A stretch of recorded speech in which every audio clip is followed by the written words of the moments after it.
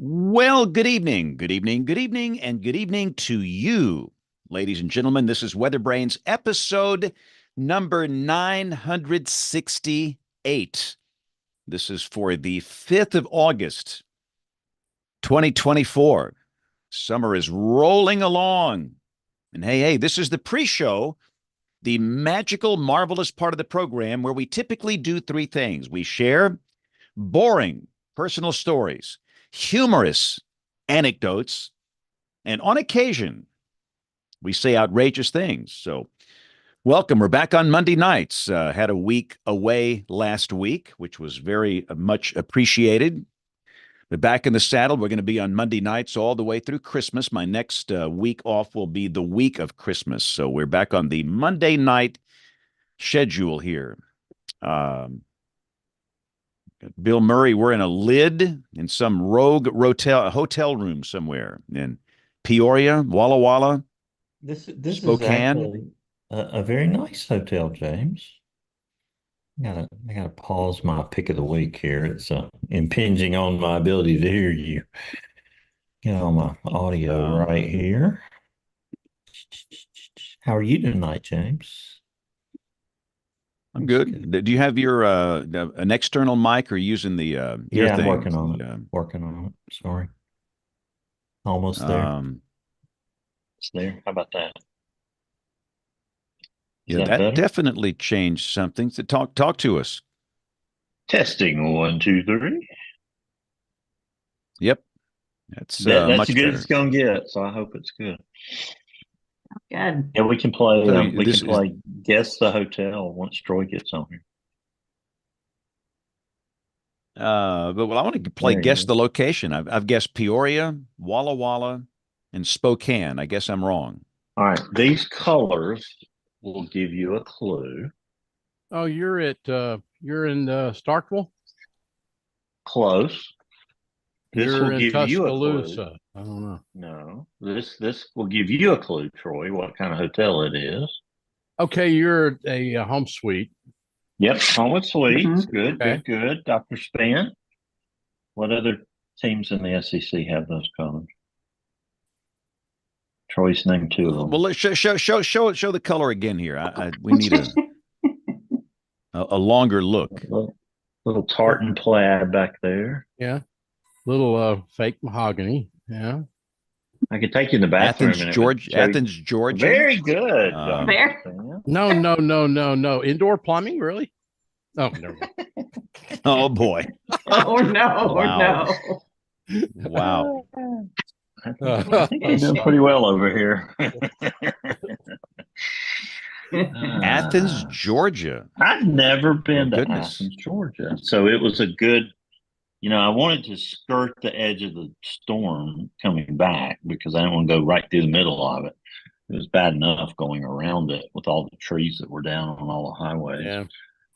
um, especially in the small towns. But Well, you never really realize how slick leaf litter yeah. is. Yep, And it a is. lot of times the right lane would be completely covered in leaf litter, and you couldn't ride in it. You'd have to stay in the left lane Too to bad this get is back. the But it took me pre-show about because 6 hours. slick leaf litter would be a great show title. Slick leaf litter. We'll have to remember to say But it again. we're not in the regular show here. So Letting y'all so know, Okie James just lost power. So he's Mm-mm. seeing how the battery Oh. is charged on the iPad. what So Oh what no. is he Lost not? power at Is it home the or at the TV TV station? station? I guess so, because he just sent a joke. He said, ERCOT, y'all just cut my power. And I thought, okay, it's in Oklahoma. But I did respond to him and said, yeah, sorry, I had to cut your power. So I had that power. So James, I want to hear about your train ride and your baseball games on the other side of the start of the show. It was good. We had the guts to take the train down to the south side of Chicago, home of bad Oh, Leroy Leroy Brown. Brown. Yeah. you're from Alabama, so He did was the you? baddest dude in town. Oh, yeah. Yeah. But Yeah. we went down to watch the But White yeah, Sox. were you like Willie Worst McCoy or team. whatever? worst team in Major League Baseball. They've lost 20 in a row. And so there were plenty of good seats available. But we actually had a Can pretty you good walk time. from the CTA to the stadium? Yes, it's very close. Okay. Now, some people fear not. Look, when you get old, I'm not afraid of anything. Bless you. If it's my time, it's my time. So we watched the White Sox, and then we took the Amtrak train from Chicago to Milwaukee.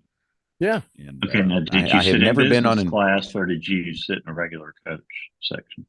We're back there with the little people. I'm a little people. I don't do first class.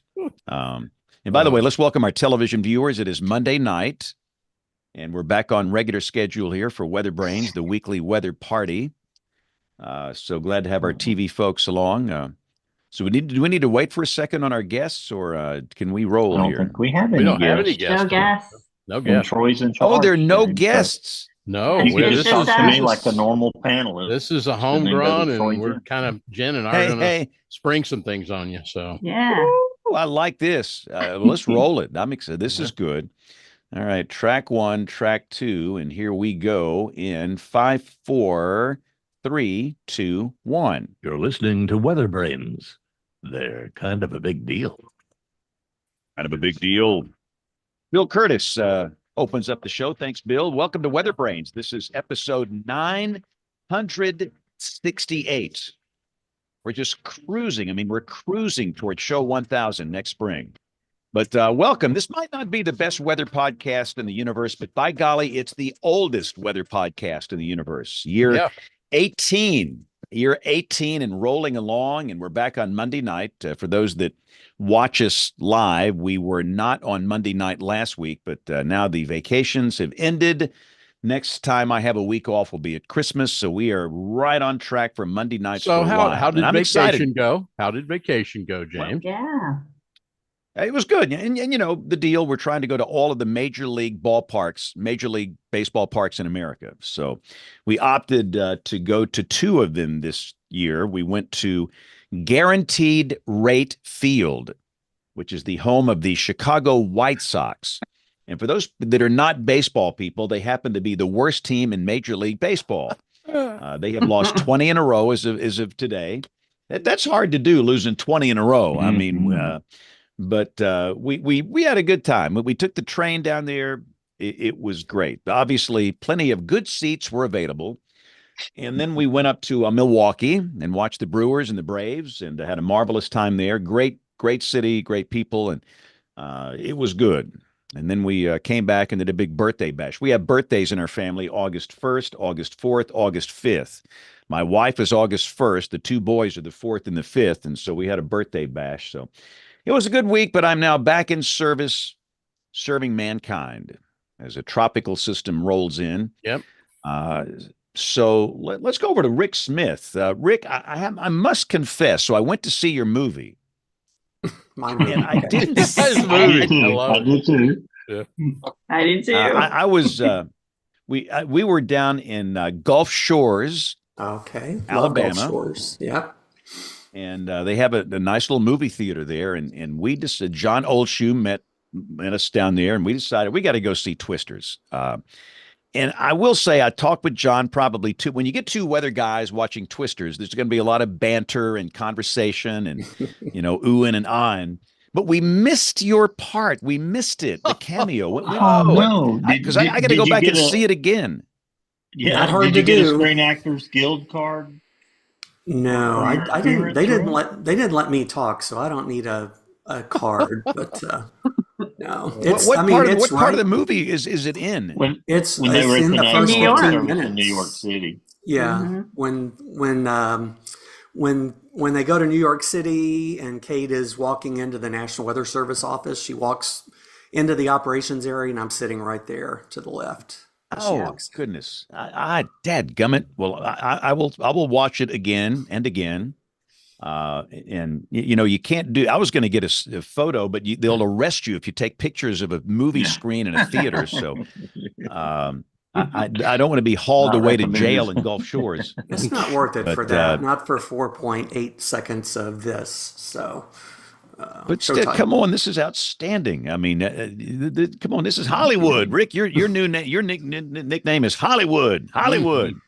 Well, it's been fun. I'm curious if anybody else saw it. I mean, I don't. We I didn't saw talk to it this Bill. weekend, and I loved that lead actor. I've always thought he was good. He did a movie called Hitman last year that is spectacular. If you ever get a chance to see it, but I thought she was believable, and I thought it was just a fun movie. You know, you never got bored. You know, the theaters were full all Friday night in Birmingham. Yeah. And everybody seemed to be having a good time. So I loved it. I thought it was pretty I think cool. I'm still in my Troy cot, but not on purpose. It's due to my schedule. What was I'm the Troy I'm cot getting over there to about? see it. I've decided I'm doing that, but just hadn't had a chance. Because he didn't see the first one, so he. No, I didn't. Well, I did see it, but it was under the influence of vodka. So That's right. That's right. Hey, Troy, here's an idea for you. Okay. Okay. Probably not I wouldn't do the vodka, but at the end of the month, they're bringing back Twisters and Twister in this 4DX format. Oh, really? This is where you are violently shaken in your chair. You get sprayed water. You get sprayed with water. Wind blows on you. It's like an immersive experience. And people have described the aftermath as like being in a car accident or something. So I have that in my house when it rains. So I mean, I'm sorry. If you want the full no, I wouldn't recommend that. Go see it in a nice cushy recliner seats or something. But We'll do that. Way to do it. I did go. I went to see it last week. I took my nephews. Their birthday, James, is on August 4th. The twins. Ooh. Yeah. Ooh, so I took them, and we all enjoyed it. I thought it was great. I thought it was very believable. I liked the use of meteorology, and it was, I think, better than the first in regards to that. I couldn't nitpick it as much, and I didn't want to. I enjoyed the music. I thought the music was great, and the aftermath scenes I thought were pretty powerful. So I don't want to go too far into it, but I really, really enjoyed it. And I thought and I did see your part, Rick. I was looking for you, and we stayed through the whole credits. So I was looking for your name on the credits too. So I missed it on the credits. Was it in the early credits? You had to stay till the bitter end. Toward the end. Credits, like. I stayed all the way to the bitter end. There's your show title. You had to stay. Literally, when they start coming in and sweeping up the popcorn is yeah, they were like, "Get the heck out! What is wrong with you? What are you waiting for?" It's 12:30. Why are you watching the credits? Go home. So we have some breaking news here. We have another birthday in the group here. Ladies and gentlemen, Troy. Yeah. He had a birthday August 2nd. Are you kidding me? Yeah, wow. Yeah. Happy birthday. Yeah. Thank you. That's Yay, awesome. Troy. So this is where we ask, how old are you? But we're not going to do that to And be I was nice. going to say, move on. Nothing to see here. Thank you. Yeah. Well, this is how old I am. You could probably make a calculation here. So our firstborn child yesterday turned 40. What in the world happened? Yeah. You blink. Yep. And they're like gone. Wow, that's just crazy. insane. 40 years old. You blink and they're out of school, graduation, marriage. I mean, crazy. So, but anyway, enough of the old people talk here. So, Bill Murray, we got a homegrown show here tonight. Yeah, James. I'm excited about this show. It's the idea of Troy and Jen, and so I'll let them sort of explain it, and we'll get into it. It should be a very rewarding show tonight. I'm really looking forward to it. Troy, you want me to toss it to you or Jen first? Well, I mean, you could, it's either one of us, but it's been a lot of fun. It's fun to work with Jen in the first place. But in the last week or so, we've had the chance to kind of grow this, and we purposely have kept y'all out of it to some degree because we're just gonna mention a few things and get some views. And I really want my buddy James from Tulsa to come back on. Power outage again up in Tulsa right now, but I'm hoping we can get him to join us as well. I want to get Rick's idea on some things, but Jen and I kind of stormed this whole thing last week and went through it, and we've made some notes and have some good questions. And not only that, Jen solicited some questions from some of our listeners and some of our viewers. So we're going to go over those as well and just talk about it's college night, basically, because in short term, schools are back in session. Universities tend to do a little later than the public schools, but a lot of folks, and especially the people that listen to us or watch us on Monday evenings or watch the recorded version, are folks that are heading back to school. And so we kind of wanted to talk about that because I think in a way, and Jen, I'll let you get in here, I promise. But I think it's college night 2024 version. There's a lot of stuff that we're going to talk about tonight that's a little unique because of the last 2 to 3 years. And so, Jen, your ideas? Yeah, I'll add. By to the that way, too. James, let me just say that James A. is joining us right now by phone, so he is Okay. on the line with us. Woo-hoo. Yeah. Awesome. That's dedication. There you That go. is. That's Yeah. wonderful. No, I agree. It was neat to talk to Troy this week because we started comparing notes, and I would say something. He's like, "I've got that written down.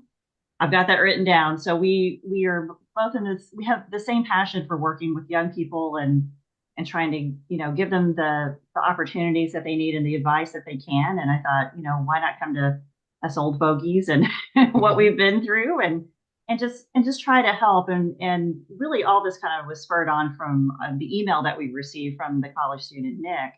And Troy, you got on the horn with him and talked to him. Yeah. And this really kind of spurred this on.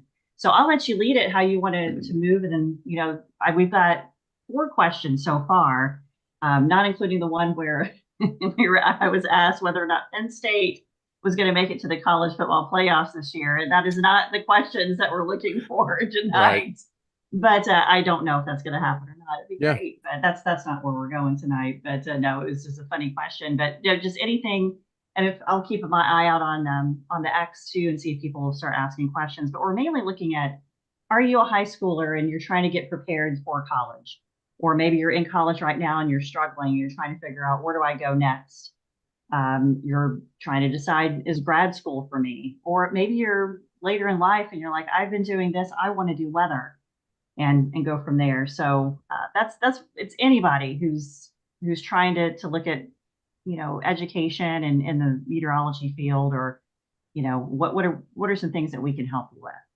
And I think really where Jen and I want to start tonight is a question that would kind of throw out to the panel here. But this is probably not going to go where we anticipate it going. If you've been listening and watching us over you've heard me mention this before, but my question for everybody here, the universities and college experience people that decide to do that, what is the university or college experience all about? What is their purpose, in a sense? And I would tell you that at the University of Texas, where I teach now for 36 years, I bring this up, and I'll do it in about, when is this, Rick? Y'all, I know OU goes in next week, and I think we do as well. And then, beyond that, we got first week of classes in about 3 weeks. But always bring it up first day of class. What are you doing in this case at the University of Texas, or what are you doing at OU, or what are you doing at Texas A&M, or what are you doing at Wisconsin? Why are you here? And I think the most interesting thing is I hear what? I mean, all our panelists, Jen, what do you think they hear? I'm here for my major. Mm-hmm. Yeah. And I'm going to tell you, you are there for your major, and it is important, but that's not the primary purpose of a college education. And I think it's something we've forgotten a little bit. Anyone that has heard me can come up with it real quick, but why, besides the major, what's university and college purpose? Critical thinking. Yeah, exactly right. And that's where we have to go. I say in a way, Bill and James and Rick and Jen as well. And I know that we've got James from Tulsa coming and going with the on his phone, but again, the last couple of years have really influenced this. We really go with me here, James. We've all been there. I've been around these kids enough. We don't want these kids critically thinking in high school. We really don't. I mean, you know, in a sense, that's not what the purpose of that education happens to be. But when they all of a sudden shift away and head off to college or university, in a lot of cases, maybe not as much as used to, but they're headed off to a brand new experience. And it's all about critical thinking. And the problem that I see at this point with universities and colleges in a lot of cases, and I'm not knocking on UT necessarily, but UT, I can pick out some areas where we could do better with this. I'm beginning to think of recent that instead of critical thinking at the universities, we've gotten more into emotional thinking. And I just don't believe that's where we need to be. We've got to get back to the critical thinking skills. And that involves basically discussing things. I mean, right, Jen? Discussing things, maybe finding some middle ground.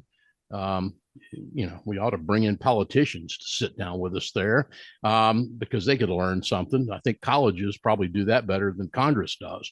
But, you know, reach a little middle ground. This is the reason we have colleges and universities. And then guess what? Meteorology or what? Business and finance and engineering. All this is your major and it's important, but it doesn't go anywhere if you don't get, Bill, those critical thinking skills. Mm-hmm. Thoughts?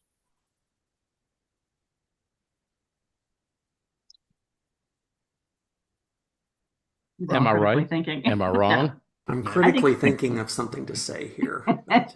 Yeah. No, I think you're right. I think you're exactly right. I mean, that's the obvious answer you're going to get as well, because I want to be a meteorologist, and Right. that's why I'm here, and I get that. But yeah, I agree with you completely on the critical thinking, much more abstract. But yeah, I mean that's critical. And I will tell you what will happen in GRG 301K in a couple of weeks at UT is I'm pretty direct with that first class. I say there are people out there in the world we live in today that'll love to tell you what to think. And by the way, that includes politicians, it includes the media, it includes a lot of other groups. They tell you what to think. And I look at my students and I say, here's what you tell them. I'm not going to do it with my hands, but basically you look at it and tell them to heck with them. I clean that up. You got your own brain. You've got your own brain to be able to think through this. And that's what I respect when you do it that way, not when you just simply close your mind to something and you aren't willing to discuss it. That's not critical thinking. So it's just one of my pet peeves going into the discussion tonight that you really got to have those critical thinking skills. And there's so much, Jen and I've talked about in the last couple of days that are tied to that in 2024, you've got to remember, because we also have this little thing, James, both Jameses, we have this little thing called social media. And if you don't think social media can affect you the rest of your life by something you do by sitting here hitting this enter button, you are wrong. And you know what? That's critical thought. Mm-hmm. That's critical thought as well. And so, I tell them all the time that these college students, the first thing, if you apply for a job here, first thing I do, I go straight to those social media platforms to look you up and to see what kind of content you're pushing. And as we all know, the internet is forever. You can delete all day long, but it stays on, and with screen grabs and everything. And listen, we all make mistakes. That's one thing that I also tell them. Listen, my middle name is Mistake, but your job is to make as many good decisions as possible and not to make those mistakes that can cost you in 10 years, 20 years, 30 years, and 40 years. Absolutely. And when I was 18 years old, I was not the pillar of maturity. I'll put it that way. But we didn't have phones. I had ham radio. I mean, I could get on the amateur radio and say something stupid, but the world didn't hear it or see it like they do now. So I totally agree. It's a challenge. It really is. And by the way, Troy, for our listeners, explain what do you teach at Texas for those that don't know? It's again, I love this, teaching the Department of Geography and the Environment, which is actually in the College of Liberal Arts at UT. We have a great geosciences program across things, but geography has always been part of liberal arts. We're across the mall from the Jackson School of Geosciences, which is very impressive here at the University of Texas, but there are no MET degrees. University of Texas offered a degree in meteorology. It was in civil engineering back until the mid and late 80s. It was when they disbanded that program that UT hired me in geography to come in 1988, in the fall of 1988, and begin teaching the class. By the way, I've told you before, they made it very clearly known, I had the piece of paper still here, that was only a one semester commitment, and that was 36 years ago. So I've enjoyed it. I'll retire, by the way. I haven't really discussed it with the WeatherBrains group, but I'll retire from teaching in December of this year after 36 years. So, but I just so much believe in this thing. You know, one thing Jen and I talked about, and I think Jen really came up with this, and it's going to be where I carry us next, is as you're doing that and you're making your way into college, or especially high school into college, maybe rather than heading back to your sophomore or junior year, I always ask students, especially when I run across freshmen in my office, what in your heart of hearts could you do the rest of your life that it would never, as James in Birmingham would tell us sometimes, it'll never seem like a job. What is it you want to do? What's going to make you happy? That's always a question. And it's funny sometimes. It's sad sometimes to hear what students say, because sometimes it's more about what parents want rather than sometimes what students want. But they find their way as they become critical thinkers and have that discussion. But it's an interesting topic to consider, Jen, when you head off. What will make you, like James Spann says all the time, what will send you off into the work world and you don't feel like you've ever worked a day in your life? And I see James Spann is one of those examples, and he said it before. Yeah. I'm living a dream. I cannot wait. I cannot wait to wake up every morning at 4 o'clock and do what I do. And I hope every person has the same opportunity to live a dream like I've lived a dream. Yep. Absolutely. Yeah, that's awesome. You know, this weekend, you know, I had the extreme pleasure of just getting in the car, going to Perry, Florida, and, you know, exploring the hurricane. And I thought the entire time how lucky I was to get to go and do that, you know, because it's that passion, you know, that's what I love. You know, Jen knows we've been, you know, I recruited her onto the blog a little bit, and she's really brought a new sense of enthusiasm and collaboration that we've been working together on. And, you know, in that process, this isn't work. This is just fun. You know, all the other stuff I do every day is work. And, you know, I want to, you know, my primary contribution tonight was going to be always keep that passion front and center. I had, you know, very well-meaning people in the early 80s that talked me out of a formal education in weather. And I regret that to this day. That doesn't mean I couldn't have gone back and done it. I mean, you know, it's never too late.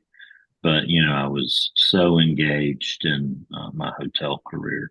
But I've been fortunate to get to, you know, learn meteorology being self-taught, you know, without having that college experience, though. You never have that DNA.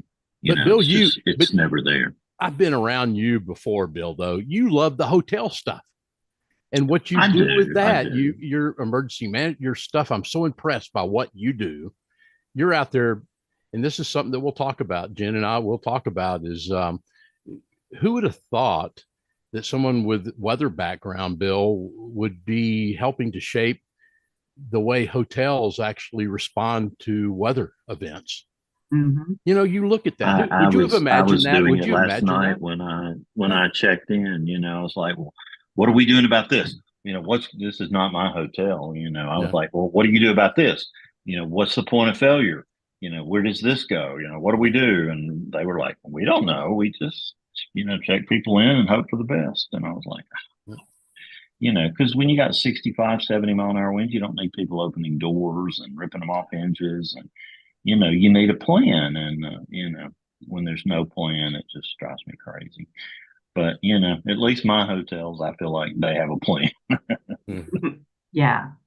Well, and a couple of things I was thinking about. First of all, the critical thinking and the social media, and there's so much that we can explore there. But I thought of something my mom says. She still says it: chew your words before you spit them out.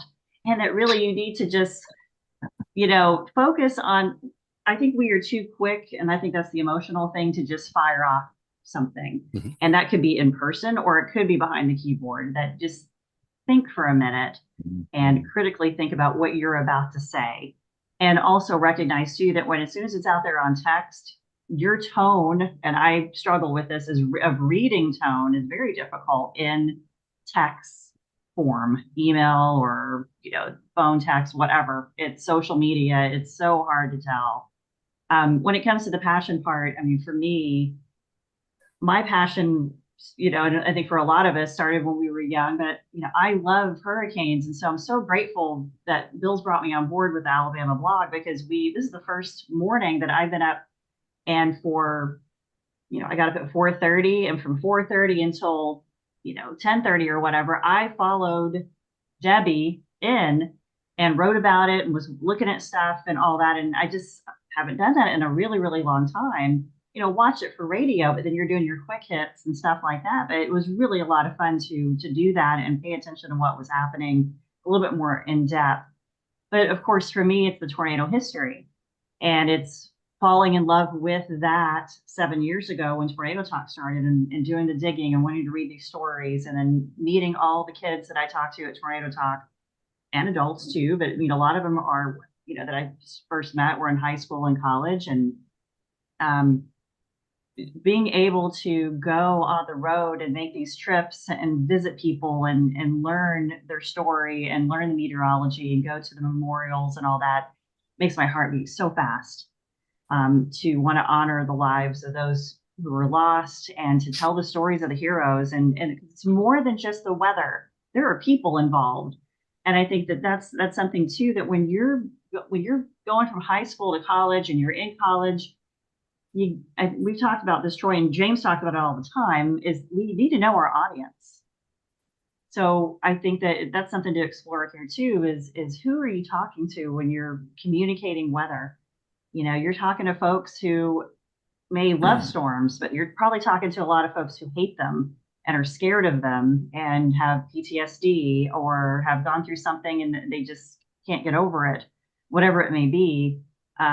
It's a lot, but I want to bring in, James A, because I don't know, he looks like he's in some kind of like rustic back.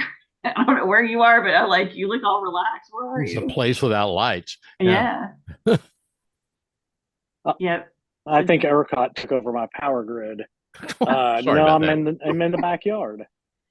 Oh, I know. it's so nice. Sorry. Back Thanks there. a lot, Troy. One joke too many. I know. Yep, that's true. Well, I was going to sit there and we'll get James to get you back in from Tulsa, but I was thinking about Rick, because think about it, guys. We're sitting amongst a movie star tonight, That's with true. Rick. And my question would be, Rick, Hollywood. Think about it, Rick, is you've done as a warning, and not as a warning coordination meteorologist, I would say one of the premier warning coordination meteorologists in this country. Did you ever think that you'd see your name in a credit of a movie? No, it wasn't even a consideration. But I keep telling my wife this may be the last cool thing I get to do in my job. But man, it's up there, because I've always been into movies. I always watch all the behind the scenes, all the featurettes on the DVDs of all the making of, and that I just love all that stuff. That talk about getting you interested and excited. So being able to combine the weather with that and walking onto the set of that movie and seeing all that in real life and thinking, this is a $200 million movie. This is legit. It was, I don't know how I'll ever top that, but yeah, no, I never imagined that. That wasn't even part of that wasn't even in the thinking. But man, doing what I'm passionate about is doing this job, but there's been so many things like that have come up that we always joke with people in the building. It's like, I bet you never thought you'd be doing this as a meteorologist, like and all of us have stories like that, that we're passionate about the weather. We want to do that, but then look at all this other stuff that's come about because of that. So this whole experience has just been the perfect combination of two things that I'm just super passionate about, interested in. Jen, one thing too is we also have with us James from Tulsa, and I've never said it to him because I don't want to. He probably expects me to turn his power on before his battery runs out there in Tulsa. But I'm so proud of my colleague James in Tulsa, because he's done broadcast meteorology. He's well known for that, and now he's gone back to grad school. And why? In emergency management, and to do that. And that's sort of where I am. I didn't go back to grad school to do that, but would you, James in Tulsa, would you have thought 10 or 15, maybe 15 years ago, you'd be doing this back in grad school at your age? No, I'm just kidding. I'm kidding. Absolutely not. I know. Trust me. That was not only me that thought that, but a lot of other people near and dear to me. Are you out of your mind? Yeah. But I knew I didn't. It was going to be really hard to do a grad program in meteorology. So I started thinking about what would make me a better communicator, something that I can use in my job every day. And emergency management is just a natural.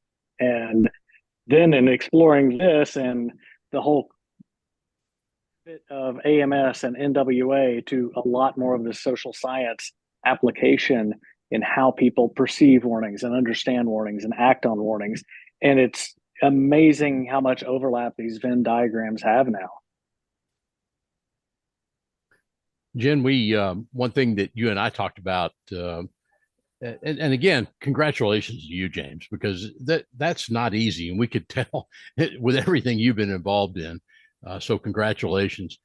One thing that we talked about with university and colleges, Jen and I, and this is another one of my pet peeves, is that University of Texas, OU, now OU is almost there, but not a lot of colleges and universities are, but I could go through them all.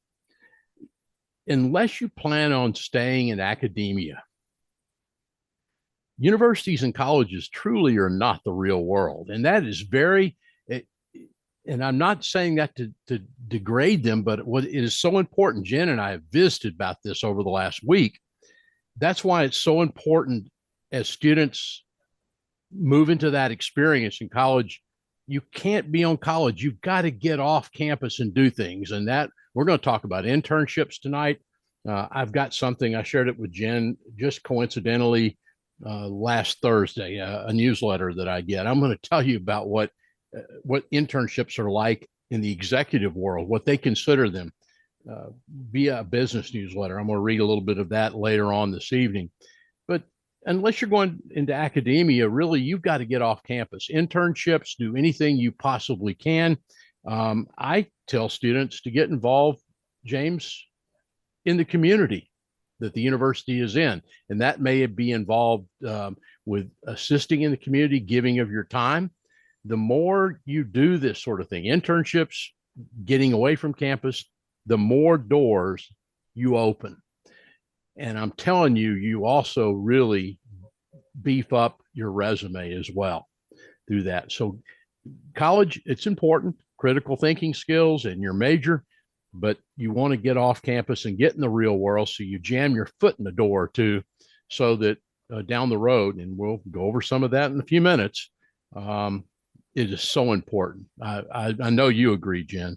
Yeah, absolutely. I think that, making sure that you become as well-rounded as you can, and that's something else that we kind of talked about, is that, I think you'll find out real quick how introverted and extroverted you are, and you need to explore both. And like, if you're an introvert and you're wanting to be a broadcaster, you're going to have to find a little bit of your inner extrovert somewhere in there. Yep. And so, getting out and being in the community, and it doesn't necessarily have to be meteorology. It could be other things that you're involved with.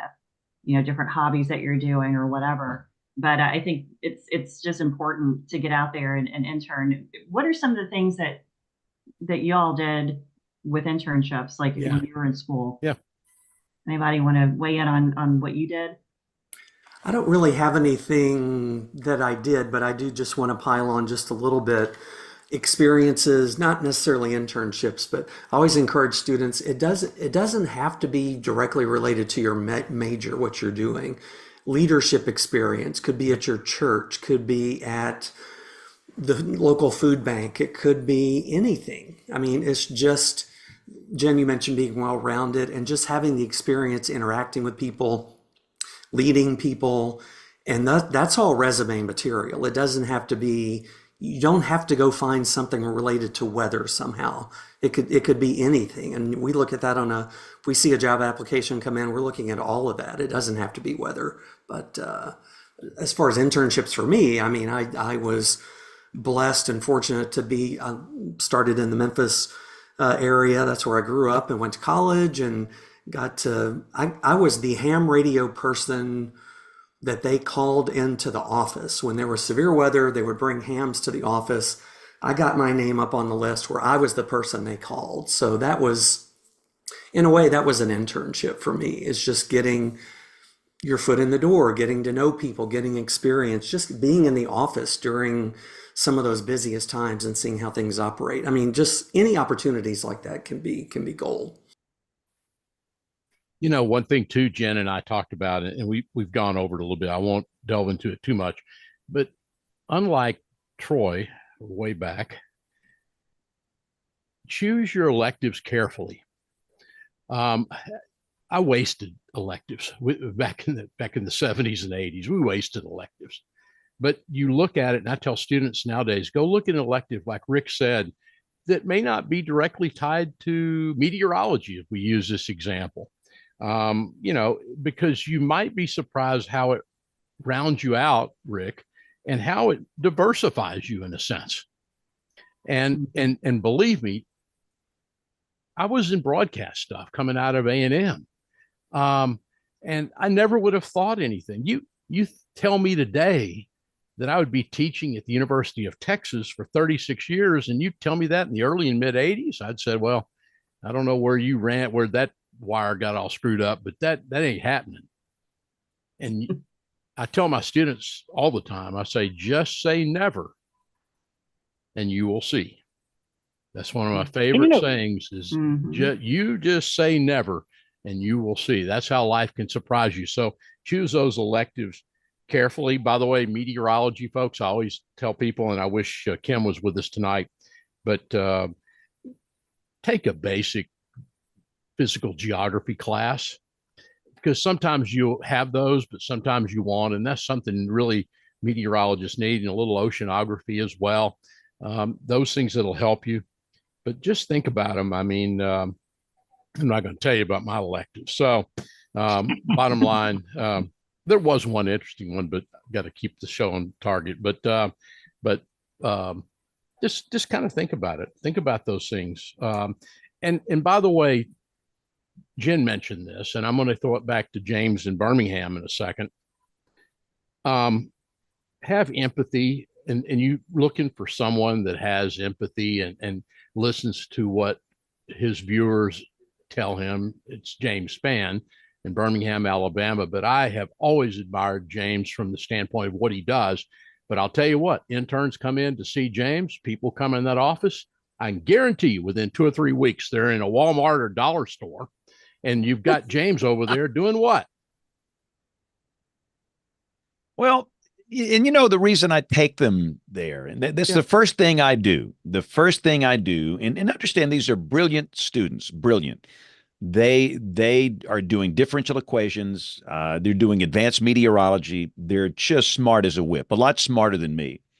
But I take them into the Walmart to see if they can interact with the people. And the Walmart that I choose, it represents the best cross-section of the people we serve. You've got people that live out in the country. People live in the city. You've got high income. You have low income. You have people that have a hard time speaking English. You have people that voted Republican. You have people that voted Democrat. They're all in there. And it's a fascinating case study to see. And for some of the students, it's terrifying. They tend to be sheltered and they grow up with around, and that's just the way we all are. But they're interacting with people that don't think like them. They don't look like them. They don't vote like them. They don't have the same worldview. And for them, it's an eye-opening experience. And this is who's going to be watching you on television. Or if you're an influencer, this is who's going to be consuming your products on social media. And if you really are doing this right, you are here to mitigate loss of life during high impact events. That's your number one priority, your number one job.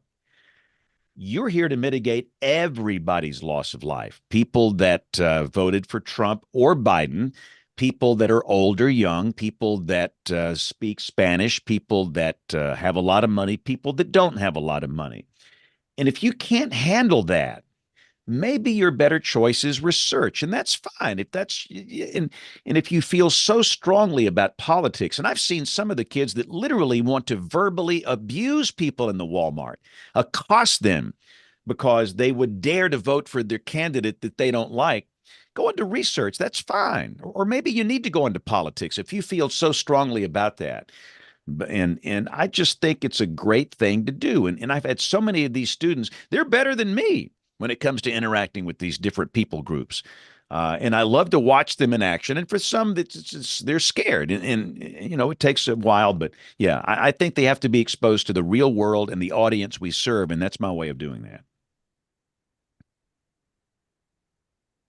James A., you were saying something in the chat. Troy really nailed it, talking about electives and think about them carefully, not just as, hey, I can get an A in that and pad my grade point average considering the damage Calc 3 is going to do to it. You've got to, in meteorology especially, because it is such a quantitative math and physics curriculum, you have to intentionally learn to write. And the best way to do that is through your electives. The biggest beatdown I thought going into a class was a technical writing class in my undergrad course list. And it was fantastic. It was fabulous because there are people that don't take freshman comp because they clap out of it, or ACT or SAT out of it in some schools. And you've got to learn how to write because that teaches you how to communicate.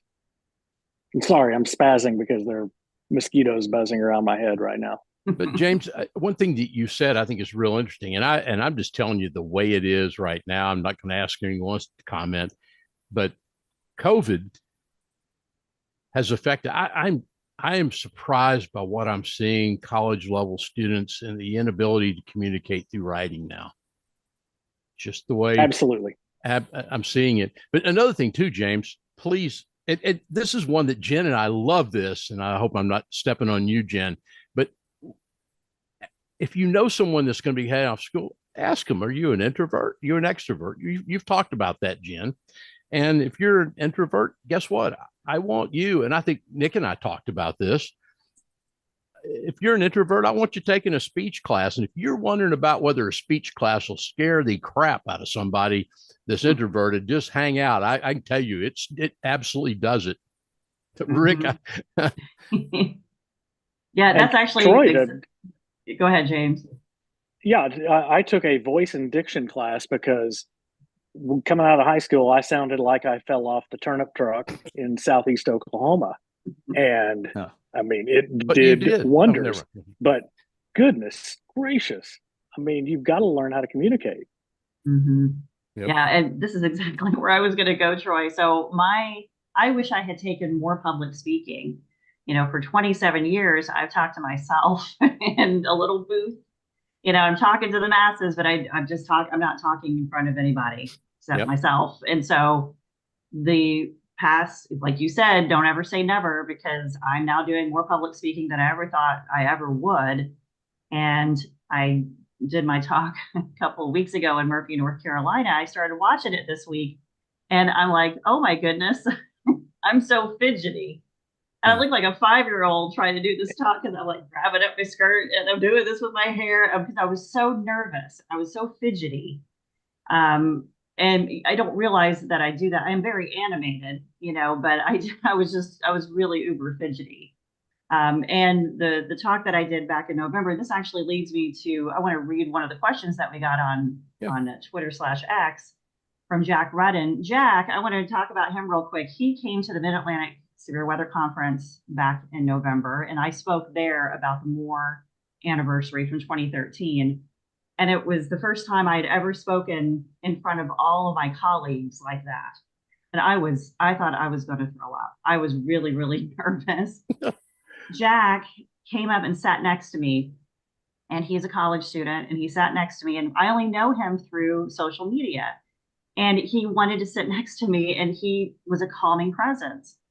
And so I appreciated it so much. And he was so complimentary after and really encouraging. And he's a really good kid. And he has this question, which kind of links into what we've been talking about in regards to what do you recommend to a student who wants to gain real life experience while still in school? Online forecasting is great, but I'm itching to get out there.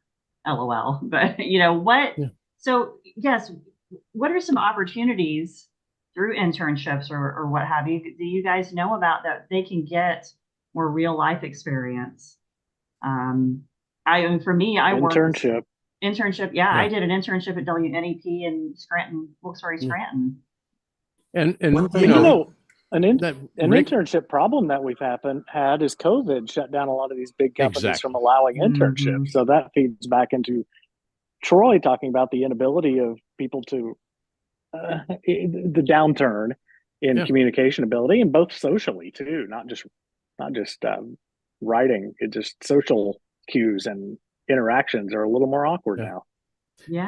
Well, one thing I would throw in is be careful. Don't lock yourself into the word intern or internship, because in the Weather Service, an intern, it's changed now, but an intern used to be the full-time paid entry-level position. So to be an intern in the Weather Service, that was a complicated thing. So I always encourage people, even if you're 30% sure you're even remotely interested in working for the Weather Service, call your local National Weather Service office, either where you go to school or at home, and ask them if you can do a job shadow. Ask them if you can come in and sit with a forecaster for an hour, a half a shift, and do that as many times as they'll let you and just get a feel for what's going on.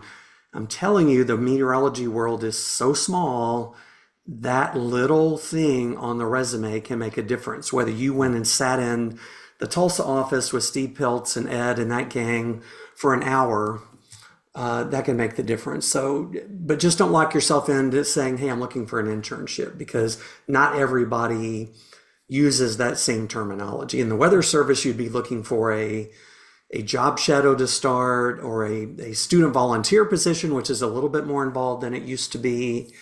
And then there's a paid position above that. But yeah, look for opportunities like that. And I'm assuming the same kind of thing is possible in the TV world, where you can just kind of come and observe, hang out. It's a little harder. Some companies have rules that you can't be asked to do any work, but it's easier to apologize than ask permission on stuff like that. So I always welcome them to come in. Well, one thing too that I mentioned a few minutes ago, and now we're going to go into the territory where Rick sits for a second. I told you that most universities are not the real world. I will tell you that OU is darn close. And let me tell you why. It's just a simple matter of fact. You have the National Weather Center in Norman on the OU campus. Within that building, you have academia. You have academia and you have government in that building. And then you walk across the parking lot to the 7 other buildings or 8 other buildings to the east, northeast of that. And you have what? You have the meteorology, or at least weather involved private sector. And that is almost the real world. I mean, OU has really done so much, and the people that have built up through the years. I still remember. I'm old enough. James and I are old enough from Birmingham, James, that we still remember when the National Severe Storms Laboratory and the Storm Prediction Center over in that north side of campus, over there in the WFO or whatever, the WSFO back in those days. It was in another building nearby. That place was scary. It just was. It was getting this age, and look what OU has done. And I've always said OU has, through their academic, they haven't shied away from getting the real world involved on that campus. And if you can't, and something else, Rick, y'all do too, is we also have the OU Weather Lab. And at the broadcast meeting that I was at, the AMS and Weather Communications meeting in Myrtle Beach a couple of weeks ago, we had the people there that talked about what they do at the OU Weather Lab, and they have the TV folks that there's a TV show that they have. If you're interested in the broadcast meteorology, I would say that OU is just about the real world. But I'll also tell you other universities are realizing that. I think they've noticed what OU has done, and I think you're seeing more and more places that are doing it. But get away from the academic part and take advantage of those things, because it's so important. Yeah, it is. And OU does a really good job. I think they still suffer from, not enough operational and into the academics, but there's so many opportunities. If you're a broadcast meteorology major, their placement rate in broadcast meteorology, there are students that have full-time jobs guaranteed when they're still a junior. I mean, they do such a good job. They have they have OU Nightly, which is a nightly newscast where they're using the Barron equipment that they're probably going to be using at a TV station where they go to work. They're getting the hands-on. We give them access to NWS Chat. We try to give them the full experience. And then we still run in from time to time. We'll have a job opening, for example, and we'll have applicants come in, and we'll see an OU student who's applied for the job. None of us have ever heard of this OU student. We still have we're still working hard to get it through the students' heads that we're not going to bite their heads off. The doors are locked, but we will let you in. I mean, we're trying to get them more open to the fact that you can come and talk to us. You can come and hang out. We're going to come. Some of our forecasters go hang out in Oklahoma Weather Lab after hours on an evening shift if the weather's quiet. We're trying to open up the doors more, because the last thing I want is for somebody to come into that building and go to school for 4 years and never come to the second floor and ask to come into the forecast office. Yeah. And that's happened too many times. We're really, we go to Camp Crimson, we'll be going to all the opening things where the new students are coming into the building here in the next couple of weeks, and really just trying to reach out and encourage them to come hang out with us, come visit us. We are the government. We are here to help you, but we're not gonna, don't be afraid to come, to come interact with us. I think that's so critical. And, one other thing too and that exists in academia as well. Folks, please hear what I'm saying. If you're headed off to school for a first semester, Nick, or with Jack, someone that's in here, I find more and more students that even today will not go to office hours and see professors because they think it's kissing up. I see that. And I tell students, that's all right. You're paying my damn salary.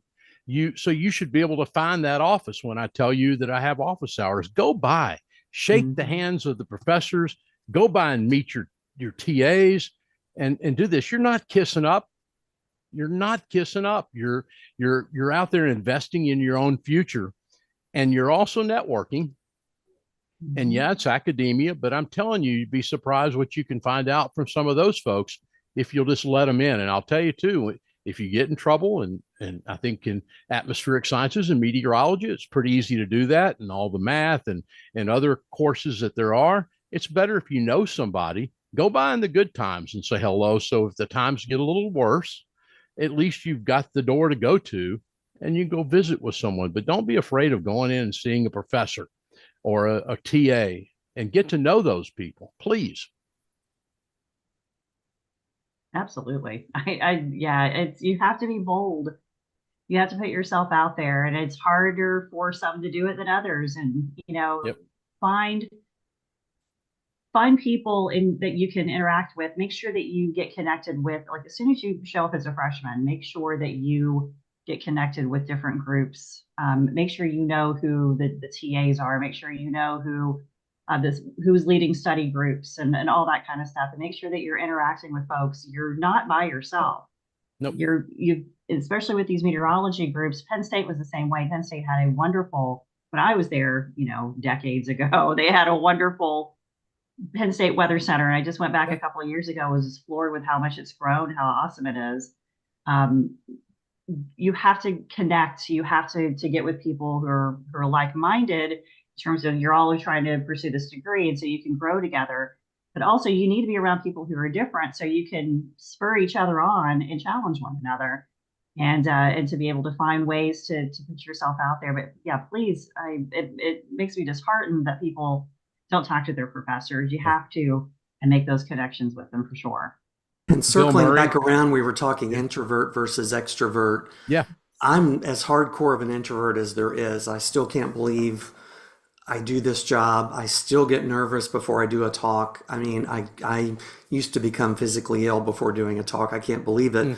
And a lot of meteorologists, a lot of the people that we encounter are introverted. I always joke, that we're nerdy, geeky science people that like to stare at weather data on monitors, and talking to people is not, exactly at the top of our list, but a little bit of pushing yourself. It's not easy, but just a little bit, just make one contact.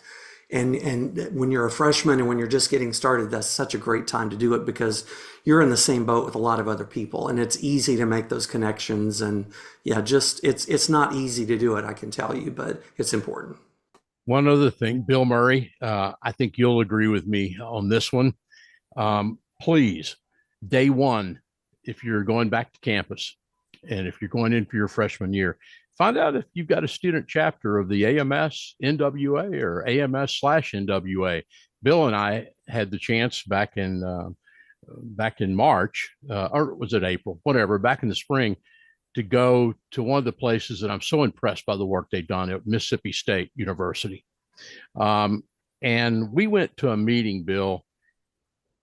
You think faculty organized that meeting, Bill, that we went to? Yeah, is a 2.5 day conference. Every one of those kids looked like they stepped out of there were some faculty people there, but they sat and they were part of the audience. This was student run. And it's network. Get out there, and if you know of an AMS or NWA chapter, day one, get involved with it. Whether it's a student and go to the national meetings, Troy. Yeah, there's a tremendous opportunity, especially at the NWA annual meeting. There's almost like there's a speed mentoring event on Sunday that I think is really critical. And you see the kids that get it. Well, they obviously are engaged by being there, but go the full mile. If you're going to go all the way and go there, don't just hang with the other students. Go and talk to those people that you admire. They want to talk to you because most of them are introverts, just like you may think you are. They would love to share their experience, their knowledge. They would love to to help you build your network, and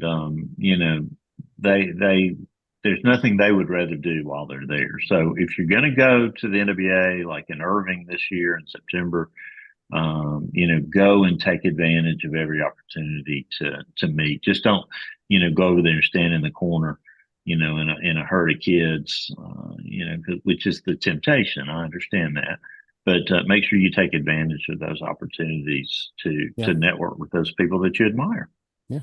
I think Rick put it so well just now in the chat. He goes, push yourself, get yourself out there. And you know what, Bill? That Sunday morning during the speed mentoring, we had Brian Busby there. We had a bunch of other folks that were there. And it's amazing to watch those kids, university students. They were in there. They going to go up and talk to these people.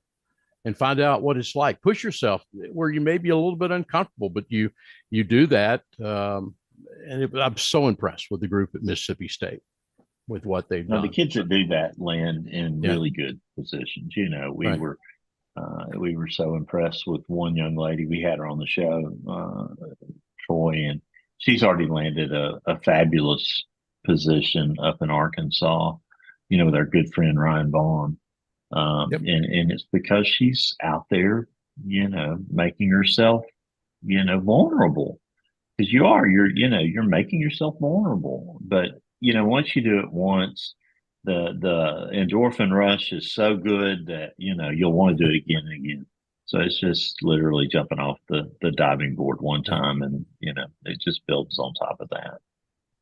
Well, I wanted to, Jen, and you saw this. Jen's even the only one that's seen it, but I'm probably going to send it to everybody else tonight. There's an executive and investor newsletter that honestly, Rick, in where you started out in Tupelo, Mississippi, my grandmother and granddad subscribed to the Kiplinger letter in the early and mid 80s. And I would read it in junior high school as we'd come back to Texas. But when I go there, I love to read it. And I've been on their subscription list ever since. And that's been a lot of years. And it just happened to be, Jen, we were sitting there, and last week the Kiplinger letter came in. And I don't think we'll be sued by if we tell them a little bit here and give them courtesy here just by what they said. Their lead article led off with this: last Thursday, with the job market starting to cool, internships will play even a bigger role. Internships are an increasing key to an offer. Keep that in mind, what we're talking about. Many employers treat them as auditions. And here is another one, which I knew, and I had visited with Kevin Clazel about something in regard to this not too long ago, but I want people to understand this. Relevant experience versus through an internship often counts for a lot more than an applicant's GPA. Okay? So think about that for a second. A sign of how key that internships are now, according to Kiplinger, 60% right now of graduating seniors have done one. And some of the selective colleges, it's more than 90%. Getting your foot in the door. As James A. mentioned, internships are not like they used to be, and there are limiting factors to internships. You have to get paid in some way, either by money, and that ain't gonna happen at a TV station. No offense, but it's just not. For the most part, it's not gonna happen at a TV station. Speak the truth. You're speaking the truth. Yeah, but on the other hand, what you do is hopefully get an academic internship where your participation will determine a letter grade, and they'll work with you. And the reason they do that, James A. mentioned it, it's because of insurance regulations. You cannot be running around that station doing work. If something happens, you basically would own the place. I mean, they got to be very, very careful. And that's why certain broadcasters and companies just simply do not offer internships anymore. The insurance regulations have just kept them from being able to do it. But I want to thank the Kiplinger letter. This is amazing, and I can't distribute it to everybody, but this first page, Jen, do you have any thoughts on that as well? I mean, I thought they hit it right on the nose last week. No, I think it's spot on. And let's go to James A. first, because he had a point, and then Rick does too. So go ahead, James. One of my stops along the way, one of my TV stations was owned by General Electric. It was NBC5 in Dallas-Fort Worth. Yeah. So along those lines, I got to do a little research on Jack Welch and some of the GE power brokers. And Jack Welch had a saying that was, hire the attitude, train the aptitude. And I spend most of my interviews, when I'm interviewing prospective candidates, even for an internship, I don't necessarily want to see that they fit in our workplace's culture, but I want to see that they enhance our workplace's culture. And I know that in the event of high-end severe weather, I'm going to be in anyway. they will learn the aptitude. They will learn the nuts and bolts of broadcast meteorology as time goes on. But if they have a bad attitude, if they can't fit in, they got no place on my team. And I think that goes with a lot of people. But James, do you think, and we got an email, and I can't mention name, but it's someone we would all know, just now, who says that they're just seeing people coming into their place that really lack critical thinking skills nowadays. And that worries me. And I think COVID is partially responsible for that, with where we've been over the last couple of years. I interrupted you, James. So I think you're onto something with critical thinking, but I think, again, this goes back to how you select your electives. Speech class, debate class. Yeah. Writing. If you can write, you can do that. And because if you're writing a narrative, you are stating something and then backing it up in a logical, coherent fashion, hopefully. I go back and read my first paper in grad school and I'm horrified, but that's, you just keep at it. Yeah, I'll just pile on to what James A said. It's the same thing in the Weather Service, at least with our office. I can't speak to every office, but your GPA is important. What school you went to is important. Whether you have a bachelor's or a master's can be important. But what's much more important to me is your practical experiences and the other side, it's the attitude. I mean, we can teach you how to use AWIPS. We can teach you. There's courses you can take to brush up on your forecasting skills and your radar interpretation, things like that. There's not much we can do if you don't get along with people, or you don't appreciate the culture of the office, or you don't understand how to fit into that. So those intangible things can be so important. And I'm not saying schools and GPAs don't matter, but that's just not the first thing I look at. I mean, certainly you want to do the best you can, go to the best school you can. But I mean, I very nearly didn't get my first forecasting job because I didn't go to the right school. I was competing against somebody that went to OU, and the person that was contributing to making the selection decision was a big OU person. And they just thought, how could you possibly pick someone that wasn't from OU from this job? And so that is burned into my brain to this day. You have to look beyond that. And this is where this critical thinking, the experiences, the internships, the contacts, the networking, all of that plays into that. James, are you going to, James A? I'm 100%. I mean, Okay. Attitude, again, to Rick help hammer my point in even deeper. It's just so important. You just have to get along. It's not that we have the most high pressure job. It's pretty high pressure. When there's severe weather tearing through, you better communicate well. But overall, it's not a high pressure job as far as brain surgery, things like this. But goodness, you've got to fit in with the team, help the team. It's not all about you. Just you've got to make the team better, not just you better. Yeah.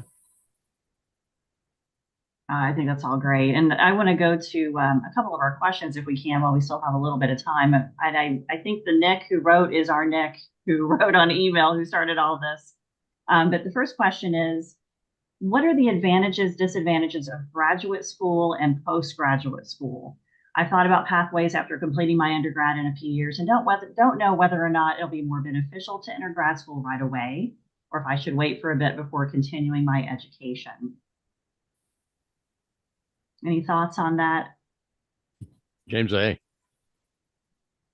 I waited a long time. That said, when if you're even considering this, and this goes back to Rick saying there are no nevers, because if you would have told me right out of OU, hey, you're going to be in the PhD program, I'm sorry, what? But think about doing a graduate degree that is complementary to your undergrad degree. And there's nothing wrong with plowing through and getting a PhD in meteorology if you want to go into research. But if you are going to be a pracademic or even completely in the practical world, get something that complements the meteorology degree. Communication, programming, GIS, emergency management, dare I say. Yeah. Absolutely. Yeah.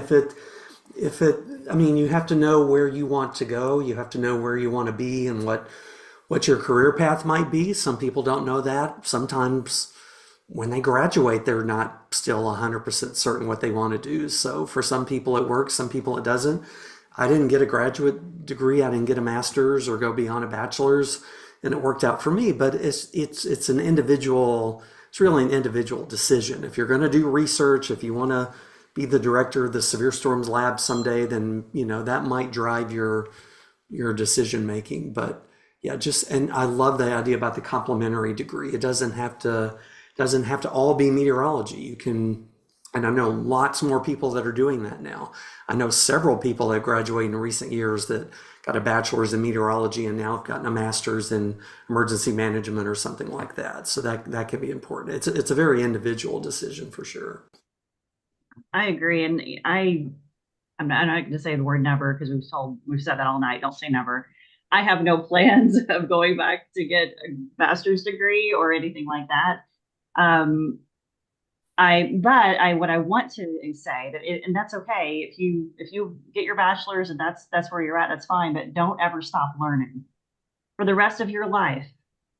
Keep learning, take classes, I'm not coming to the dark side. I have no interest in going back to school and doing that, but I always want to learn. You can take classes, the meteorology and the technology that we're using and the radar and everything has changed so much. And, do National Weather Service training, take refresher courses, go to spotter classes, just continue to learn and absorb. And also as you get older, like us old fogies, don't stop learning from the youngins. I have learned more in the past 7 years, really the past 4, with the kids I've worked with at Tornado Talk than I have most of my career. I've learned so much meteorology from them, and how I couldn't believe how much they knew about tornado history. They know the events, they know the date, they have watched all of the tornado video classics from Gruzulis. They knew everything, and you have to be curious. You have to be a sponge and keep learning, and learn managerial skills, learn customer service. I think that's one thing that I do have a good part of, because I've worked in customer service since I was 16. I didn't realize how much customer service means in what I'm doing now. You're talking to customers. I'm talking to customers on the radio, but especially with Tornado Talk, I mean, I'm having to make phone calls all the time. I'm not one bit afraid to make a phone call to say, hey, and then I can play dumb pretty good and ask questions, and whatever, but you're friendly. People are friendly on the other end. You're not going to get anywhere if you don't get on the phone and talk to somebody, get some customer service skills,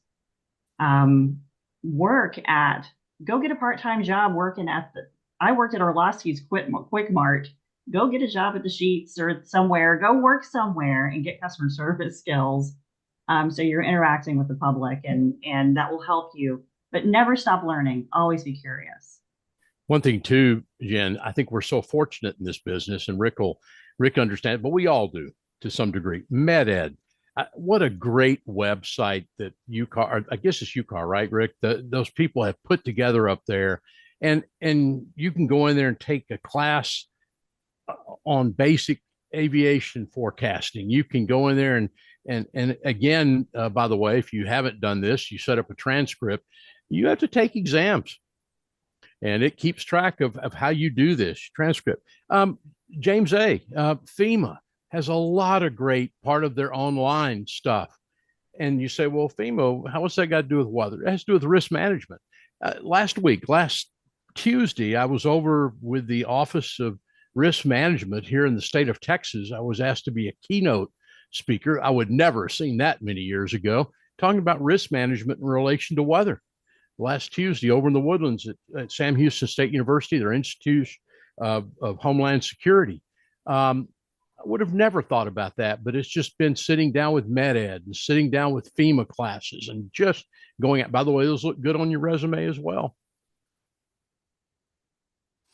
And you can do a lot of the weather service training online too. The same training that every single meteorologist takes for radar meteorology, the radar applications course, the warning decision-making training, the winter weather courses. In addition to the MedEd, if you go to the National Weather Service Warning Decision Training Division website, there's modules, there's you can the EF scale, any of that stuff you can take and to learn or to supplement what you've already learned or to just keep learning as you go through your career. You should never stop doing that. I think Jen, I told Jen earlier in the week, I said, if one thing we do for James Spann is we're going to be out of here at 8:30 tonight. It's just something I decided that we're going to do tonight. So we're going to get it back to James in just a couple. But thank you all this has been so great. I've enjoyed talking to everyone and getting their feelings on this. And Jen is we give Jen a hard time sometimes. You know what? She is so great at what she does as a storyteller. And who would have thought about that? I mean, she tells stories, and to hear about trips to the library with Jen and the chipmunks. I mean, she, and then you see the final thing on Tornado Talk. You see the stories of people. And I see how that affects Jen. So who would have ever imagined that would be something that an interest in meteorology would? And then Jen does what in real life? She's only in about 450 radio stations around the country, and does that. And part of that too, Jen, radio meteorology is telling a story. And by the way, you've got 25 seconds to do it. Yeah. Well, I appreciate that. No, I never knew I would be doing this and writing these stories and seeing how important it is. And really seeing the social science aspect of it, knowing your history. And then just like what I said earlier about remembering who your audience is. If you're going to be a communicator of weather, you need to remember who your audience is. And, I wrote and, we had a couple of people write, they were upset. We ended the newsletter. We had our last newsletter this week. We just really needed to, move on and, we want to focus in on, interacting more on social media and stuff with everybody. But I wrote the story of Frank and Shirley, who I met in Murphy, who had never told their tornado story after 50 years. They had never shared it before, and they entrusted me with it. And so please go back and read that story. I'll make sure that it's up on the website. I was in tears many times, but frankly, he looked at me and he goes, I've never shared the story. And then Shirley looked at me and she hadn't either. And their story was tragic. And he's like, I'm sure people have worse stories than me. And I'm like, no, this is heartbreaking. You have to remember that who you're communicating to, we're always looking at what's the next storm.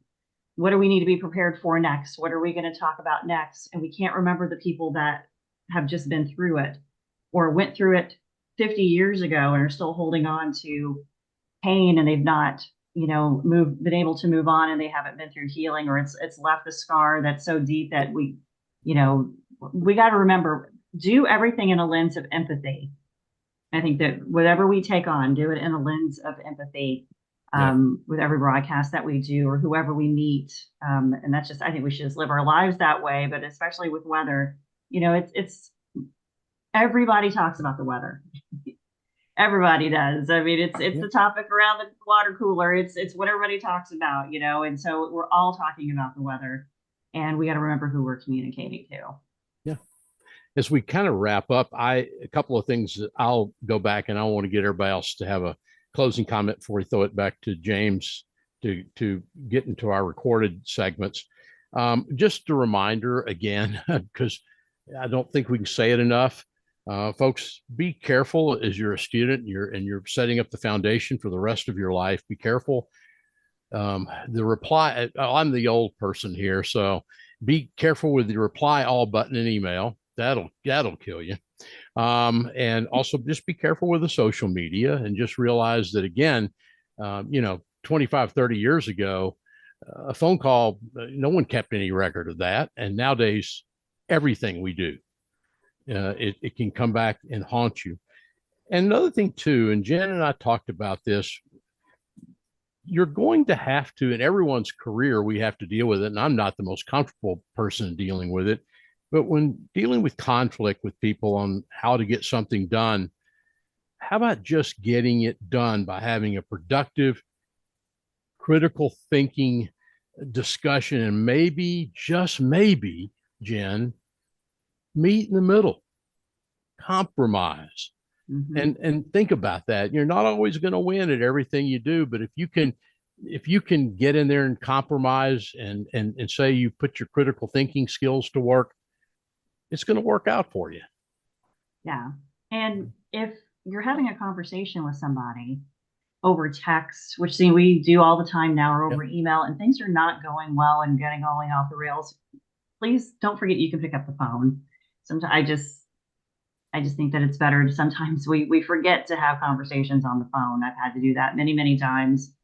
And I've had to do it with a lot of jobs where sometimes it's better to hear and have a conversation with somebody. I think we've forgotten how to do that. Yep. Actually look face to face and, look somebody in the eye. I think sometimes it's even better now. If you're far away, you can get on Zoom and you can see each other's face and have a conversation. We need to, I think, learn how to do that better, to have conflict resolution. Another question that came up from Nick, and I'm being selective on this, Jen, I'm going to go his last question, which I kind of wonder about. I wonder what everybody else thinks about this. Nick asked us, I'm actually on a 3-year accelerated program, transfer credits, high school classes. Is there a significant job placement advantage to graduating in 3 years or 4 versus 4? Would it be better to stick around and learn more? Anyone have any ideas on that? James A? As one of the ones who was in an absolutely tail on fire mode to get finished and get out and do it in 4 years. Some things I regret. It's hard to say because my grade point average doesn't show, my undergrad grade point average doesn't show that I spent much time studying, but I spent a lot of time studying. And I think missed out on a little social development and fun in college. And college is not just an academic enrichment, it is a enrichment of your entire life. Well, one other thing too, Jen, and then we're going to throw it to James, and want to get final comments from everyone else. One thing we haven't mentioned, Jen, which is so critical, you have to hone your time management skills in college. You must have a calendar, whether it be an Outlook. I'm the kind of guy that still carries the paper one just in case the Outlook on this computer breaks down and I can't tell what's going on. But you really have to manage that. And by the way, that means you manage your test days. By the way, I've had students that miss tests. Ooh, I thought it was that next. Well, why isn't on calendar? You budget your study time. You budget what? Your social time. Some people are involved in social organizations, fraternities, and sororities. That's a major time suck in a way. And you have to budget that as well. And you budget the time for yourself, for dates, for dinners, and things like that. But it's really important that you have good time management skills. And I'm telling you, coming out of high school, I don't know that we see that much. I think college is where you are. Oh, by the way, you either learn it or you will, you'll burn out. Yeah, I did not learn it very well, but I love being organized. This is my calendar. Yeah. And so if for those who are listening, it is the biggest calendar in the world, but I have to budget my time, and because I'm doing too many things. And you have to learn how to say no. You can't take on everything. And I'm learning that from experience almost on a daily basis, because I like to help. You can't say no. You can't say yes to everything. So you have to learn how to balance it and prioritize what's important. And school comes first. That's why you're there. So you have to budget your time for school and studying. But you can't just do that alone. You have to set up the time to be involved in other things. But it's tricky. But if you can learn those skills now, I'm telling you, it will help you the rest of your career. Any other closing comments from anyone else? I guess if I was to say anything, and this sounds strange, the last thing I tell you, Jen, have fun. Yeah. You've got to enjoy what you're doing in a sense. And it's going to be rough. There are going to be days that you wish you didn't even get out of bed. I understand that. But at the same time, enjoy your friends, enjoy what you're doing, enjoy your college education. And by the way, as Jen so importantly pointed out, you learn the rest of your life. You stop learning the day they put you in the ground. Okay. If that's what you choose, I'm telling you, learning continues through your entire life. Anybody else have any parting thoughts on that, on anything? Yeah, You the know, last you're- thing, you go ahead, James, and then I'll add something. I was going to say, talking about college and the important skills, and as Troy said, to have fun, build and invest in relationships with good people that are your peers too. That is your social networking, and study after study in all social sciences shows that your strength of social network gives you resilience when adversity hits. Adversity is going to hit. Yep. Have a strong social network. It will help you. It will save you.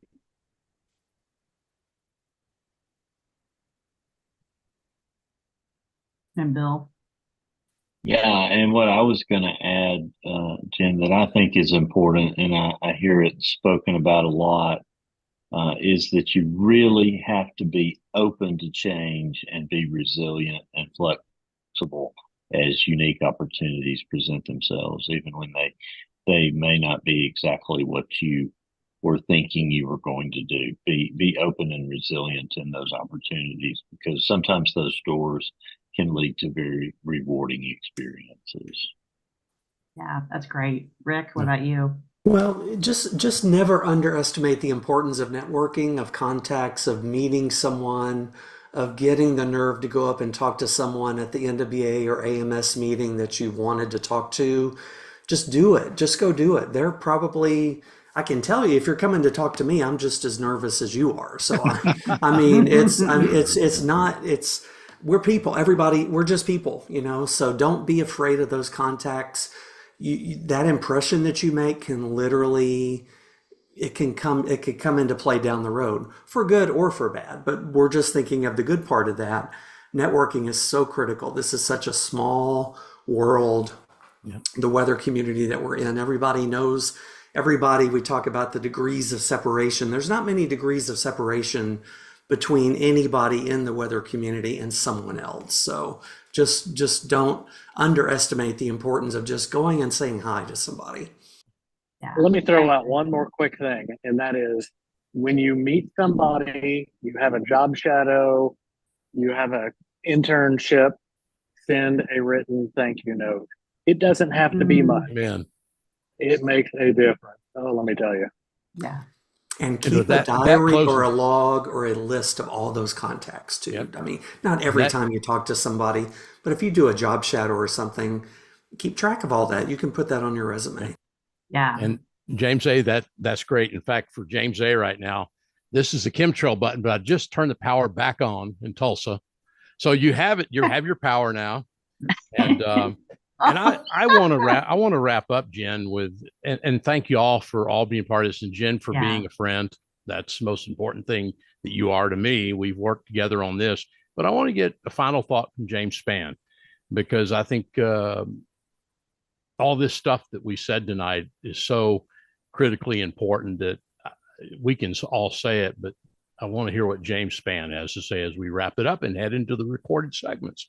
So here's a secret about me. If you tell my secret, I will break your legs. Nobody is going to tell my secret. Okay. This is just between us on the show here. Okay. I'm not good at anything I do. I am not good at anything I do, whether it's weather, whether it's the other things I do. I've volunteered in healthcare for years. I do work in children's ministry. I'm in schools every day. But let me tell you something. Hey, I will work harder than anybody else to get a task accomplished, to accomplish a goal. That work ethic has carried me a long, long, long way. And everything we've talked about tonight is great, but you've got to have the work ethic. There are no shortcuts to hard work. There are no shortcuts. And I hope everybody hears that. And some of you know my background. When I was 7, my father just upped and left one night. He was gone. And I have no siblings, and it was me and my mom. And my father never paid a cent of child support. And there were no child labor laws back in the 1960s. And guess what? I had to go to work. And I learned that work ethic from that. And I'm thankful for that. There was horrible, a lot of bad things came about as a result of my father leaving. But that one good thing happened. I learned how to work hard. I triple dog dare you to work harder than me. When these job interview folks come in here, they say, what's the one thing you're looking for? I always say, I'm looking for somebody that's willing to work harder than me. So I wanted to mention that hard work is so critical to being successful. And the other thing, too, I'm seeing it more and more, is that a lot of younger people and older people are slipping into addiction. College is hard. The pressure is intense. And I have seen an increasing number, it seems like, of college students, and again, older people like me, getting an addiction to something, whether it's alcohol, whether it's prescription drugs, whether it's internet pornography. And let me just say this, getting help is not a sign of weakness. That's a sign of strength. So if you have an addiction problem, go get some help. And that is so strong and so bold and so good that you're willing to do that. So again, my things, Troy, work hard. And if you've got some type of addiction, go get some help, professional help. And again, that's not a sign of weakness. That is a sign of strength. And I love this generation. I've said it before, and I'll say it again. I love this generation. I think they will do unbelievable things in the weather enterprise and beyond. So be encouraged. But having said that, Troy, we got to take a break. We're going to take a break, and we're going to hear from Tony Rice and the Astronomy Report. We'll hear from Jen in This Week in Tornado History. We got to come back and talk about Debbie. Bill Murray's been down there in that. We'll talk about Debbie. We'll do picks of the week and much more as WeatherBrains rolls along. Looking beyond the atmosphere, here's Tony Rice with your Astronomy Outlook. Things are relatively quiet in the sky right now, with not a whole lot of astronomy available to the unaided eye. But there is physics happening back here on Earth, especially in Paris at the Summer Games. It's worth a look. The U.S. has Noah Lyles beat out Jamaica's Keishane Thompson Sunday night in the 100-meter dash by 5 milliseconds, the closest ever. Now, you'll see times down to 2 decimal places in the stadium and watching at home, but the timing systems in use are capable of resolution down to the microsecond. Judges have this information available to them, along with high-speed cameras at the finish line capturing 40,000 frames per second, and they use it to break ties. But if that race was in the pool and not the track, it would have been a tie, with 2 golds and a bronze presented, because of physics. Millisecond timing has been available for decades, but swimming stopped using it in the early 70s. Swimming's governing body, World Aquatics, it allows a tolerance of 1 centimeter in 50-meter pools used in top events like the World Championships and the Olympics. This is in part because it's just not possible to build concrete pools to a much greater tolerance. What's a few millimeters amongst friends? When you consider the pace set by the current world record in the 50-meter freestyle, a swimmer can cover 2.4 millimeters in a millisecond. Even the best-built pools can't live up to that tolerance. Even the precision-manufactured stainless steel pools installed for the Summer Games in Atlanta, Beijing, London, Rio, Tokyo, and now Paris, each of these pools expand and contract as temperatures vary in the air and in the water. Even the number of swimmers in the pool can cause dimensions to change by those precious millimeters. So until the laws of thermodynamics change, we're stuck with 2 decimal places in swim times, and the occasional tie. Even Michael Phelps found himself in a 3-way tie for silver in Rio. Elsewhere in the sky, one of the better meteor showers, the Perseids, is coming up. More on that in next week's Weather Brains. It's your astronomy outlook. Follow me at RTP Hokie for more spacey stuff like this. This week in tornado history. On August 10th, 1924, a localized tornado event took place in eastern Colorado, devastating the community of Thurman. While small in terms of how many tornadoes were documented, this was a historical event and remains the deadliest in Colorado state history. Henry Coons and his family were renting a home 4 miles to the east and northeast of Thurman. On this Sunday, August 10th, the family joined with others from their congregation for a celebratory feast to close the harvest season. A 27-person party of 4 families gathered at the Coons homestead. While the women of the house were cleaning dishes and watching after the children, the 9 men of the party were outside when they spotted at least one funnel in the area of a neighboring ranch to the north. From their perspective, it was unclear if what they had seen had caused damage.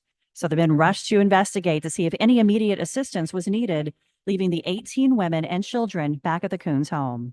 Upon finding no damage, the men made their return, only to see a tornado heading straight for the farmstead with their families inside, oblivious to the danger just outside. For Thomas Grzoulis, this tornado developed southwest of Thurman and passed south of town. It traveled east-northeast right in the direction of the farm. When the tornado moved over the property, the men were within 200 yards of the one-story house's front gate. According to multiple sources, the home was lifted and thrown from its foundation, hurling the occupants inside through the air into nearby fields. All farm buildings on the Coons property were destroyed, including the home, multiple barns, and a chicken house. Initially, 10 of the 18 people at the Coons house were killed, with 9 of them being children. The remaining 8 people in the home suffered varying degrees of injuries. Henry Coons lost his wife, Maggie, and 2 of his children, Delmar and Stella. Left with arguably the worst disaster in Washington County's history, the community grieved for those lost in an outdoor funeral. It was the largest gathering locals could recall, attracting more than 1,000 people who paid their respects to the victims. 4 months after the tornado, Leola Garrett died from her injuries on December 13th, bringing the total number of deaths to 11. When the weather ball is red, warmer weather is ahead. When the weather ball is white, colder weather is in sight. When the weather ball is green, no change in the weather is foreseen. When colors blink, by night or day, precipitation's on the way. All right, let's do a weather roundup here. And obviously the headline is Tropical Storm Debbie. Bill Murray, give us an update. You're our correspondent in the storm. Go. And we cannot hear a word you're saying. It's because I'm on mute. That's just terrible. I thought I had unmuted. But yeah, I decided I would drive down to the Nature Coast because I've never spent any time down there, James. So I drove down yesterday morning, visited a famous place for me in hurricane lore, St. Mark's. You know, that's always been a waypoint for, you know, hurricane center warnings. I visited the little town of St. Mark's, and I was shocked to see flooding already happening by 3 o'clock there at the Wakula River State Park. I went over to Steenhatchee, which is famous for Idalia last year. Came back through Keaton Beach. Didn't have time to get down to Horseshoe Beach, but you know, went ahead, got in the hotel and Perry, and you know, went to bed at right before 1 o'clock, thinking, you know, I'll get up about 4, check on the hurricane, go ahead and go out. Well, by 4, it was insane. The winds were already, you know, gusting to 60 miles an hour, and I was really afraid to leave. The power stayed on until about 7. But I had a perfect vantage point from my room, just, you know, watching these.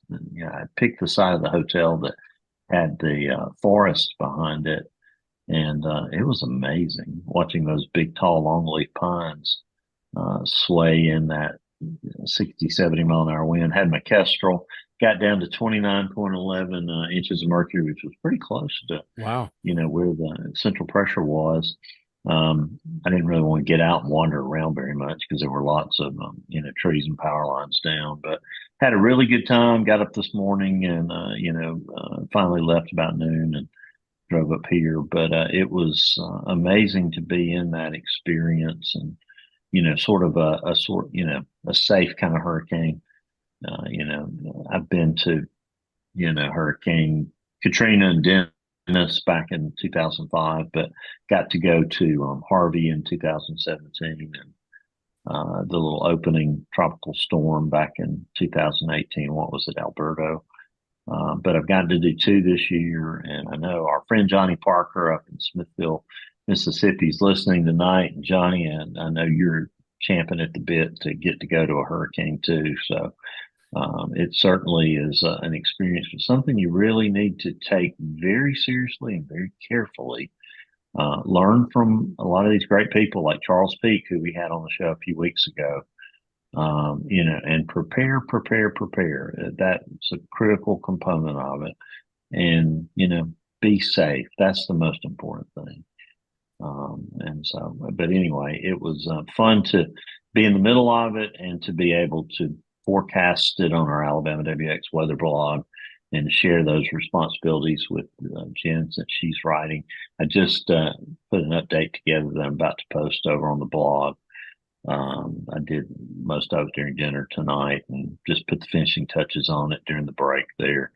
And it's going to be interesting to watch the storm over the next 3 days as it meanders up the Atlantic coast. And just all of our thoughts and prayers with the people in places like Savannah and Charleston and Myrtle Beach and Wilmington, that the impacts will not be as severe as the potential forecasts indicate. So, let's get this thing on out of here and have it not be a big impact. And I loved what somebody said today. Boy, that was a dud. That's my favorite set of words to go with any storm. That was a dud. So let's keep it that way. Yeah, we're getting some pretty remarkable, QPF forecasts for Charleston, in this 20, 25 inch range. And like we say, hopefully that will not verify, but typically a slow moving tropical system is not a good thing, as we all know. So we'll see how this plays out. But as we're doing this, again, we're doing this on Monday night, the 5th of August, the circulation center is about 50 miles east of Valdosta in southeast Georgia. And we've got these just credible rain bands coming up through Brunswick and Savannah and Charleston. We see some tornado warnings, but again, we'll see how that whole thing plays out. But where we are in Alabama, we've been on the good side.